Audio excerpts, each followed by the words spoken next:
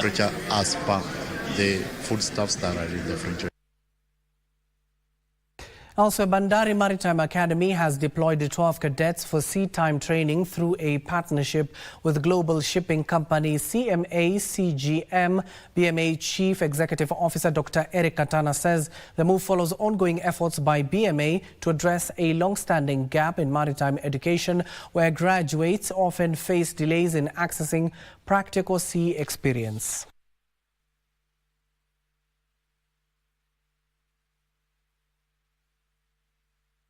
Only opening up pathways, but also restoring hope and direction to our graduates. To ensure that these opportunities are accessible to all qualified cadets. Today is an important day because we are not only celebrating the impending onboarding of our cadets on our CMA-CGM vessels, but also the valuable partnership between CMA-CGM and the government of Kenya through Bandari Maritime Academy, which continues to support the growth of the maritime industry. I'm here to say thank you to CMA CGM for giving us this opportunity, and also to say thank you to Bandari Maritime Academy for making us grow career-wise. We promise to do our best, and we promise not to let down this great nation. Dairy farmers are pulling together resources to enhance value addition of milk to make products on high demand such as cheese and yogurt. Our reporter Alan Aoko has the details of the strategies employed by the dairy farmers in Nandi County to earn more from their venture. Dairy farming in Kenya has in the past been highlighted by a glut during the rainy season. However, enhanced value addition in recent years has addressed this, with dairy farmers now making a number of products. For us, we're looking at a much bigger market. We're looking at the East African market and even the Central market. Why? Is because we have identified a niche. Our milk has high butterfat content compared to other counties. It's because most of our farmers produce the milk through natural environment. The increased value addition is as a result of training on producing a number of dairy products. Because they were supplying their milk to different processors, they thought, why not adding value to this milk that we are producing? But then they needed to come together, and they registered a union. We are keen to understand what the county integrated development plans speak to, and also where possible, we also get into the development of those plans so that we are well integrated into what the county is envisioning for the people. But it is not all rosy. The dairy farmers say they face challenges such as costly animal feeds, expensive credit and access to cooling facilities. The journey towards growth is not a one-off. It's a long journey. We are drawing a lot of lessons, especially in terms of building stronger farmer institutions. We are not working in isolation. We work with a pool of other partners even the farmers are not at zero. The farmers have something that they can bring into their own development.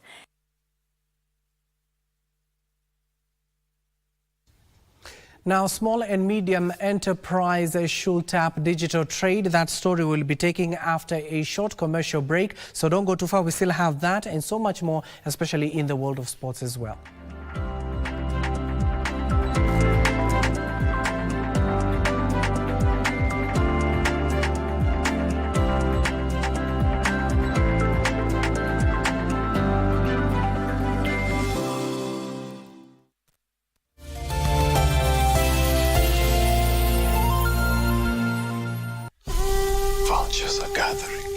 With every beat that falls, power shifts. I want them to feel the emptiness I feel. All of our property and assets shall be left to Amichir Achesa. Our legacy unravels.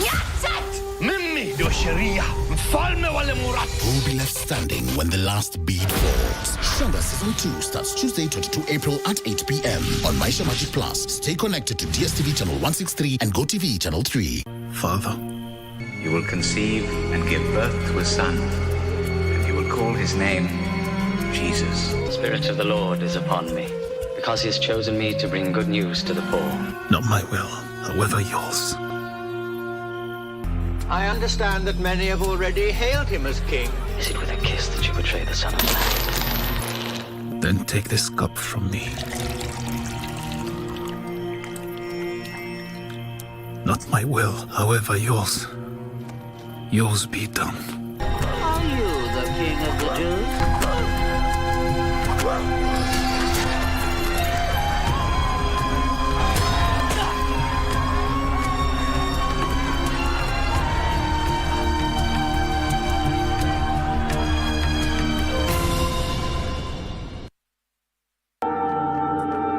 Ombeni mutapewa.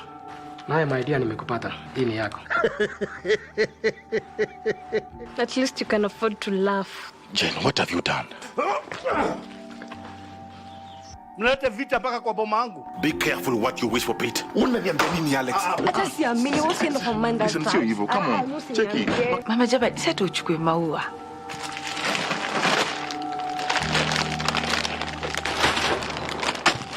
You homemaker. Umeniita nani? Huko kuna drama. Simu ni filini basi. Nyinyi wawili sitaki mtu akuja kwa boma yangu kabla mtajua vile mtasuluhisha hii shida yenu. Mwezi huu wa Aprili, pwani inatua Nairobi. Jiandae kwa usiku wa kipekee Coast Night ikiandaliwa na Radio Taifa na Pwani FM. Ijumaa ya tarehe 18 mwezi Aprili, Imara Mall, ghorofa ya 3, Mombasa Road, Nairobi. Tukio linaanza saa 12 jioni.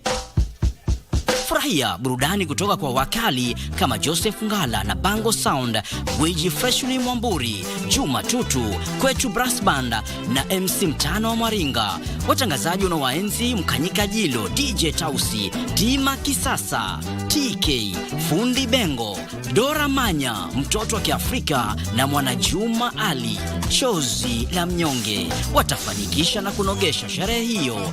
Vyakula halisi vya pwani na vinywaji vitamu kutoka kwa mabingwa wa umazi jikoni. Watakaoingia mapema ni shilingi 2,000, mlangoni shilingi 2,500, VIP shilingi 5,000. Nunua yako sasa kwenye mook.com. Coast Night, utamaduni, ladha na burudani zisizo na kifani.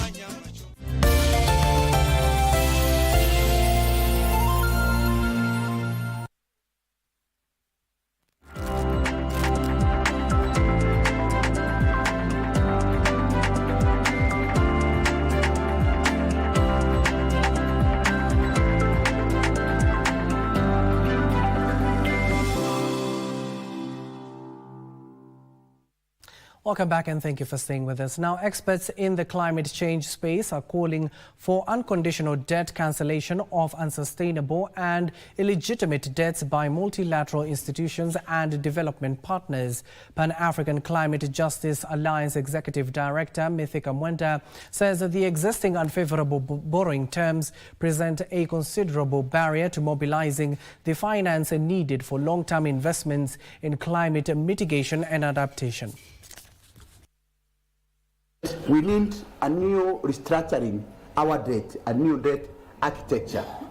Number two, we need to end the rigged financial system to end global inequality. Where an elderly person gets 22,000 shillings, which is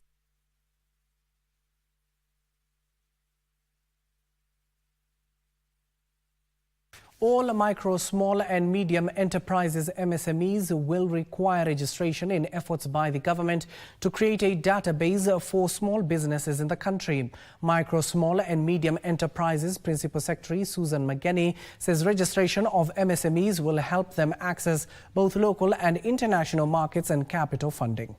4 trillion shillings annually as small businesses grapple with limited working capital.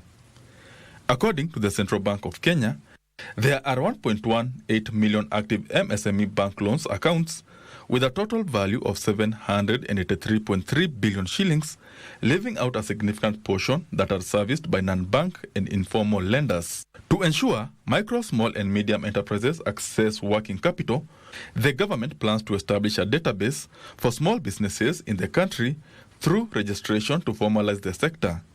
In a raft of proposals in the 2025 SME draft policy, a single window portal for licensing, approvals and registrations of SMEs will be established with a number of government agencies integrated into the portal. Speaking during a stakeholder sensitization forum for the SMEs draft policy in Nairobi, Micro, Small and Medium Enterprises Development Principal Secretary Susan Mageni said the draft policy will, among other things, strengthen the institutional and regulation frameworks, streamline regulatory processes, and enhance access to finance, markets, and technology. The policy also seeks to promote innovation, build capacity, and improve MSMEs' competitiveness to expand their access to domestic, regional, and international markets. To enhance registration compliance, the government plans to harmonize all taxes and levies to ease the cost of doing business and support small businesses to secure relevant certification. Benson Druba reporting for Lunchtime News. And now beyond our borders, small and medium enterprises should tap digital trade to exploit opportunities offered by the Africa Continental Free Trade Area Agreement. A senior trade specialist at the Secretariat, Tokmo Chidede, says the African Union has implemented various strategies to ease cross-border trade. Betty Kiptum has more from the ongoing tech exhibition GTEx Africa in Marrakesh, Morocco. Hello, thank you for watching KBC Channel 1. We are coming to you live from Marrakesh in Morocco, and this is GTEx Africa 2025. It is underway, the third and last day of the event. The tech exhibition of the continent is underway right now, and we want to talk to Harry Hare, who is the director and co-founder of CIO Africa, which has its operations in Kenya, and he'll be telling us just how he finds this particular event and what topics are ticking his mind. Thank you very much, Harry, for speaking with us. Thank you for showing up and being part of the event. Karibu sana. Just tell us what kind of topics you're looking at at GTEx Africa, and what has caught your interest so far. I think the big topics are AI. That's like the biggest topic. Everybody's talking about AI, but there's also a lot of security conversations and data conversations. I think those are the three areas that have attracted me. I was participating in a panel where we were talking about OT, which is operational technology security, which is a completely different type of security, but very critical, especially now that a lot of organizations are now modernizing their businesses. So yeah, those are the interesting topics that have come through. We spoke with the ambassador from Kenya to Morocco, and we were informed that Kenya is lobbying to have AI everything held in Nairobi. Just what would the presence of such big events, tech events, do for the tech ecosystem in Kenya? They build the sector. So that is number one. Because you can imagine having all these people in Nairobi. Number one, you start having very deep conversations about the technology, especially if it's AI. Then you have deep conversations about AI in the country, but also attract people who are looking to build stuff in Kenya, people who are looking to invest in Kenya around AI. And then if you have 40,000 people coming to Kenya, look at that spend, the spend of people who are going to, the people who are there, how much money are they going to spend in Kenya? So it's also like a tourist attraction, So it's these big events have multiple benefits. Other than just getting the sector together, they bring the country to the focus point, so it becomes the focus point of the continent or the globe, however big that event is. So there are many benefits of hosting such big events. Yeah. Africa's regional markets are very fragmented, and for startups to scale into those markets, they need a lot of funding and expertise as well. What is your thought in terms of collaboration between different regions, different countries, to both attract investment and enable the scaling of these innovations? So the fragmentation, I look at the fragmentation as a just bad strategy. Because you see when you can't really force private sector companies to collaborate until they see value. Yeah.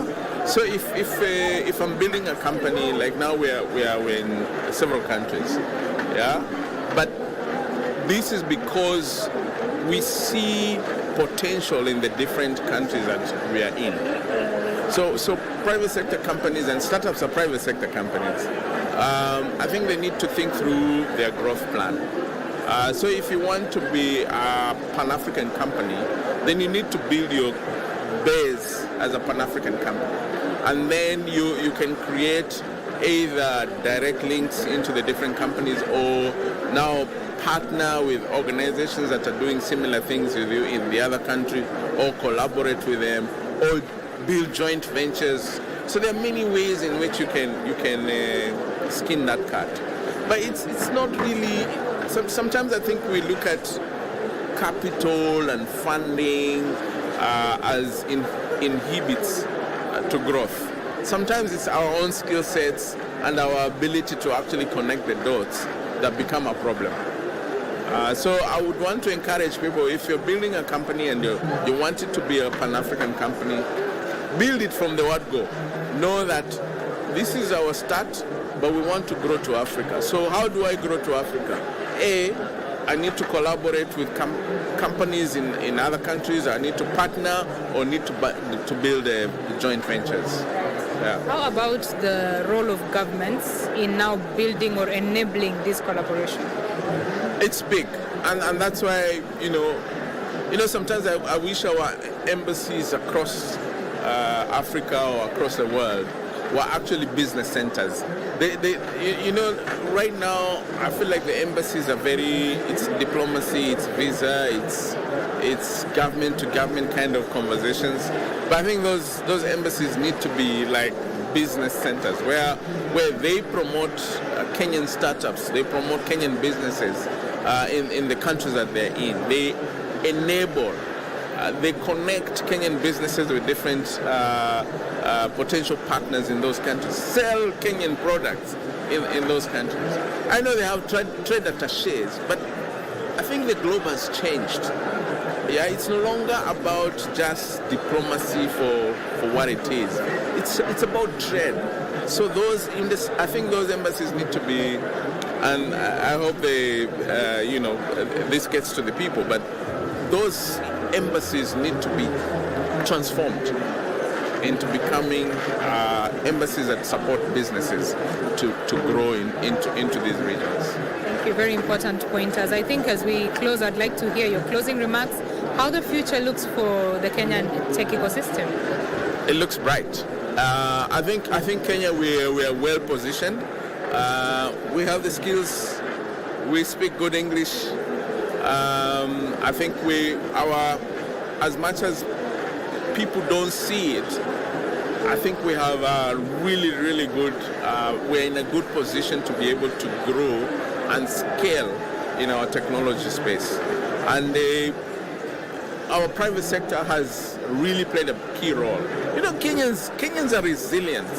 And it's that resilience that has grown to some of the big, if you look at some of the startups that are showcasing here, you can see the growth, you can see how these guys, in the next 2 years, they're becoming big companies. So I think the future is bright. The future is bright indeed. Thank you very much for speaking with us. Asante, I have been speaking with Harry. He is the director and co-founder at CIO Africa, talking about just the tech conversations that are happening. And of course, as he says, the future for the Kenyan tech ecosystem is bright, and there is a lot of room to scale those innovations. Well, we throw it back to you in studio. Well, that is our very own, that is Betty Kiptum, all the way from Marrakesh in Morocco in the ongoing GTEx Africa. Earlier on, we had told you about the small and medium enterprises, MSMEs, how they can exploit opportunities offered by the African Free Trade Agreement. That story is coming up in a few, but what we've just witnessed on the air is that the funding for startups remains as a big challenge in Kenya, shifting the development of critical innovations. ICT experts are calling on the government to activate the much-delayed startup fund to deal with funding problems. Betty Kiptum talks to Harry, who we just witnessed on air, the co-founder or the director of CIO Africa, on the sidelines of the ongoing tech exhibition GTEx Africa in Marrakesh, Morocco, what you've just witnessed on the air. Small and medium enterprises are the backbone of the African economy. But for these SMEs to trade across the African continent, the cost of cross-border payments remains prohibitive. Innovation and collaboration, as well as a relook at the tax and policy environment, have been said to be the answers to bringing down these costs and to increase cross-border trade.